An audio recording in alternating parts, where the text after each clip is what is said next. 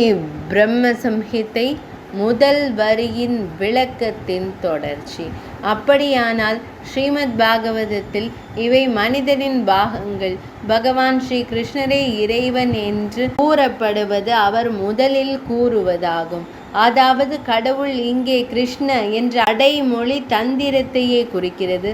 கிருஷ்ணாவதாரோத்சவம் போன்றவை ஸ்ரீ சுகபிரம்மம் போன்ற பிற மகான்களால் புகழ் பெற்றவை. மேலும் கிருஷ்ணாய வாசுதேவாய தேவகி நந்தனாய போன்றவை சாம உபனிஷதத்தில் முதலில் உணரப்படுகின்றன.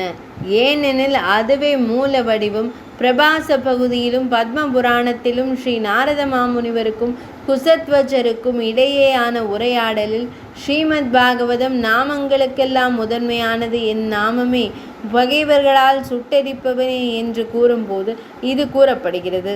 அதனால்தான் பிரம்மாண்ட புராணத்தில் குறிப்பிடப்பட்டுள்ள பகவான் ஸ்ரீ கிருஷ்ணரின் 180 நாமங்கள் அடங்கிய ஸ்தோத்திரத்தில் 1000 புண்ணிய நாமங்களை மும்முறை உச்சரிப்பதன் மூலம் பகவான் ஸ்ரீ கிருஷ்ணரின் ஒரு நாமத்தை ஒரு முறை உச்சரிப்பதன் மூலம் பலன் கிடைக்கிறது என்று கூறப்பட்டுள்ளது. இங்கு அது ஸ்ரீ கிருஷ்ணருடையது என்று கூறப்படுகிறது.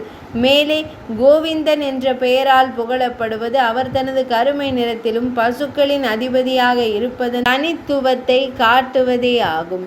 அதனால்தான் மரபு சார்ந்த நம்பிக்கையின் காரணமாக அது கடவுள் என்பதன் அதே குணாதிசயங்களை கொண்டுள்ளது. பின்னர் கர்காச்சாரியார் கூறுவது போல் அவரது உடலின் தாடைகளின் வயதை அடையும் 3 வர்ணங்கள் இருந்தன. வெள்ளை, சிவப்பு மற்றும் மஞ்சள் இப்போது கருப்பாக மாறியுள்ளன. உங்கள் மகனுக்கு பல பெயர்களும் பல வடிவங்களும் உள்ளன.